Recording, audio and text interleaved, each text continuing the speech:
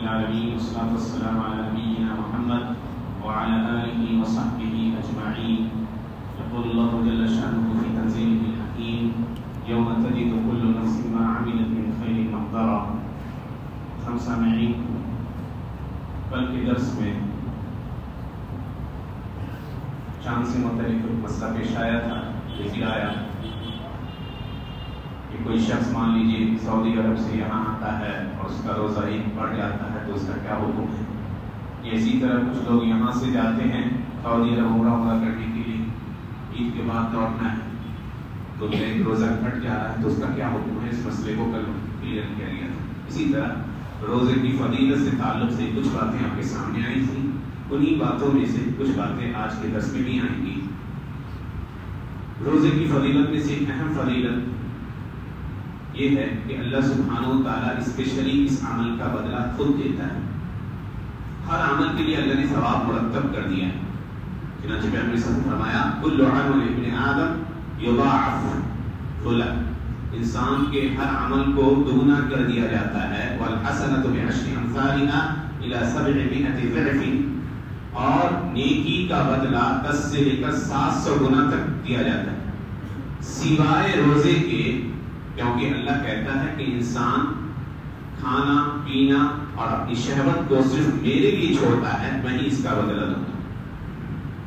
اور بڑی پیاری بات لکھی ہے علامہ ابن رجب نے لطائف المعارف کے اندر کہ انسان دنیا کے اندر بہت سارے لوگوں پر ظلم کرتا ہے، اور ظلم کی کئی طرح کی صورتیں. ظلم کا یہ مطلب نہیں ہے کسی کو جا کے آپ نے مار دیا، اس پر سختی کر دی، نہیں. ظلم یہ بھی ہے کہ کسی کی غیبت کی. ظلم یہ بھی ہے کہ کسی کی عزت و آبرو پر حملہ کیا، جس کو شریعت نے مفلس کہا. اللہ کے نبی صلی اللہ علیہ وسلم نے فرمایا: اتدرون من المفلس، جانتے ہو مفلس کون ہے؟ تو صحابہ نے کہا کہ مفلس ہمارے یہاں وہ ہے جس کے پیسے نہ ہو، دینار نہ ہو. اللہ کے نبی نے کہا: المفلس من امتی، میری امت کا مفلس آدمی وہ ہوگا جو قیامت کے دن بہت ساری نیکیاں لے کر آیا، لیکن اس کی حالت یہ ہوگی یاتی وقد شتم آدھا، آئے گا اس حال میں کہ اس نے کسی کو گالی دی ہوگی، اور اکل مال آدھا، یا کسی کے مال کو ناحق طریقے سے کھا لیا ہوگا، یا کسی کی عزت پر حملہ کیا ہوگا. تو اس کی نیکیاں لی جائیں گی، اور جس کے ساتھ اس نے ظلم کیا ہے ان کے درمیان وہ نیکیاں بانٹ دی جائے. نماز پڑھتے ہیں، ایک نیکی آپ حاصل کرتے ہیں کہ وہ بھی نیکی ہو، وہ نیکیاں لوگوں میں بانٹ دی جائے، یہاں تک کہ وہ انسان مفلس ہو جائے.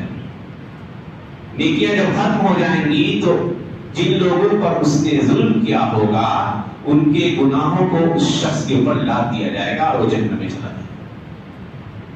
ابن عیینہ رحمہ اللہ کہتے ہیں کہ سوائے روزے کی، جب انسان دیکھا جائے گا کہ اب اس کے سارے نیک عمل ختم ہو گئے ہیں، بچ گیا ہے روزہ، تو ایسی صورت میں اللہ کی رحمت جوش میں آئے گی اور اللہ تعالیٰ ان ظلموں کا بوجھ خود اٹھائے گا، اور روزے میں سے کسی طرح کی کٹوتی نہیں کی جائے. نماز میں سب جب عمل کیا، نیکیاں ملی، نماز کی نیکیاں چلی گئی، حج کی نیکیاں چلی گئی، زکات کی نیکیاں چلی گئی، اچھی باتوں کی نیکیاں چلی گئی. صرف روزہ ہی وہ عمل ہے جس کی نیکیوں میں کٹوتی نہیں کی جائے گی، یعنی وہ نیکیاں کسی اور کو نہیں دی جائے. یہ سب سے اہم فضیلت ہے کہ روزے کی نیکیاں کو اللہ بچا دے گا، اور اسی روزے کی نیکی کی وجہ سے بندے کو جنت میں داخل کرے.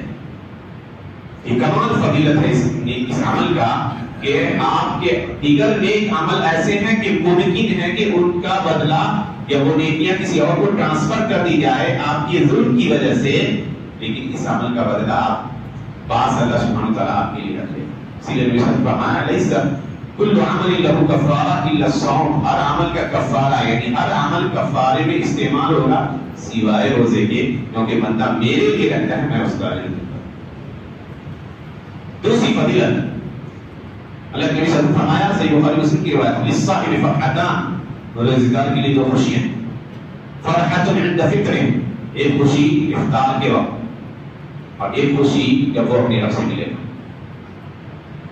کہا دو طرح کی خوشیاں رکھی. رجب کہتے ہیں پہلی خوشی کیونکہ وہ انسان اپنے کھانے پینے کو، اپنے نفس کی ان چیزوں کو جو خواہشات ہے، نفس ہے، فطرتاً بائی نیچر وہ ان چیزوں کو پسند کرتا ہے، صرف اللہ کے لیے اس نے چھوڑ رکھا ہوتا ہے. تو شریعت ایک مخصوص وقت سے لے کر ایک مخصوص وقت تک آپ کو کھانے پینے اور شہوتوں سے رکنے کا حکم دیتی، اور جیسے ہی وہ پیریڈ پورا ہوتا ہے تو کہا کہ جلدی سے جا کے افطار کرو. اسی لیے حکم آیا کہ سب سے بہتر لوگ وہ ہوں گے جو افطار میں جلدی کرتے ہیں. لا یزال الناس بخیر ما عجل الفطر، لوگ ہمیشہ بھلائی میں ہوں گے جب افطار میں جلدی کریں گے. سورج ڈوبا، اب کوئی احتیاط کے لیے 2-4 منٹ رکنے کی ضرورت نہیں ہے، ایک دم شیور ہے کہ سورج ڈوب گیا ہے، آپ چپ چاپ افطار کیجیے. یہ خوشی انسان کو اس وقت حاصل ہوتا ہے. دوسری خوشی جب اللہ کے ہاں دیکھے گا کہ اس کے سارے نیکیاں تو چلی گئی، لیکن روزہ ہی وہ نیکی ہے جس کی نیکی باقی ہے، تو بہت خوش ہوگا. تو اللہ کے نبی نے کہا کہ یہ ایک دوسری خوشی ہوگی جب وہ اللہ کے ملاقات کرے. تیسری اہم فضیلت نبی صلی اللہ علیہ وسلم فرمایا خلوف فم الصائم اطیب عند اللہ من ریح المسک، کہ روزے دار کے منہ کی بو اللہ کے نزدیک مشک کی خوشبو سے بھی زیادہ محبوب ہے. جو چونکہ معدہ انسان کا جب خالی ہوتا ہے پیٹ تو ایک بخارات ویپر کی صورت میں اوپر نکلتی ہے، تو لوگوں کے لیے ناگوار ہے وہ چیز، یعنی لوگوں کو اگر لگے وہ بو تو تھوڑی سی کراہیت محسوس کریں گے، لیکن وہ بو چونکہ اللہ کی وجہ سے اپنے کھانے کو چھوڑ رکھا تھا، پینے کو چھوڑ رکھا تھا، اس وجہ سے پیدا ہو رہی ہے. تو 2 نشانیاں قیامت کے لیے. پہلی نشانی کہ ایسے لوگوں کے لیے جو روزے رکھا کرتے تھے ایک خاص قسم کی خوشبو اللہ سبحانہ وتعالیٰ رکھ دے گا، جو پہچان لیے جائیں گے کہ یہ بندہ دنیا میں روزے سے رہا کرتا تھا، یہ بندہ دنیا میں روزے سے رہا کرتا تھا. ابن رجب نے کہا ہے معرف ہوئی. تو گویا جیسے بہت سارے اعمال ایسے ہوتے ہیں جن کی کچھ نشانیاں ہوتی ہیں، جیسے مؤذن اذان دینے والا، کہا اللہ نبی نے المؤذنون اطول الناس عناقا یوم القیامہ، قیامت کے دن جو مؤذن ہوں گے ان کی گردن لمبی ہوگی. یہ نشانی ہوگی کہ یہ شخص اذان دیا کرتا ہے، یہ ایک نشانی ہوگی. اور بھی فوائد علماء نے ذکر کیے ہیں. تو اسی طرح آپ کے منہ سے جدھر سے آپ گزریے اور خوشبو کا ایک طرح سے کہیے جھمگڑا سا اٹھ رہا ہے تو سمجھیے یہ نشانی ہوگی کہ یہ بندہ دنیا میں روزے سے رہا کرتا ہے. ایک ظاہری نشانی رکھتا ہے، ظاہری نشانی رکھتا ہے. اور کہا مشک سے زیادہ خوشبو پاکیزہ ہوگی. تو کہا کہ اللہ کے لیے اگر کوئی شخص تکلیف اٹھاتا ہے تو اللہ کے ہاں اس عمل کی بڑی قدر ہے، گرچہ لوگ اس کو ناپسند کریں. کہا کہ ٹھیک ہے بھوکے رہنے میں کیونکہ منہ سے بدبو سی نکلتی ہے تو لوگوں کو ناگوار گزر رہا، لیکن اللہ کو پسند ہے. تو ہو سکتا ہے بہت سارے اعمال آپ کرتے ہوں گے خود آپ کے نفس کے اوپر، لوگوں کے اوپر گراں گزرے، لیکن اگر اللہ کے لیے کر رہے ہیں تو وہ عمل اللہ کے لیے قابل قدر.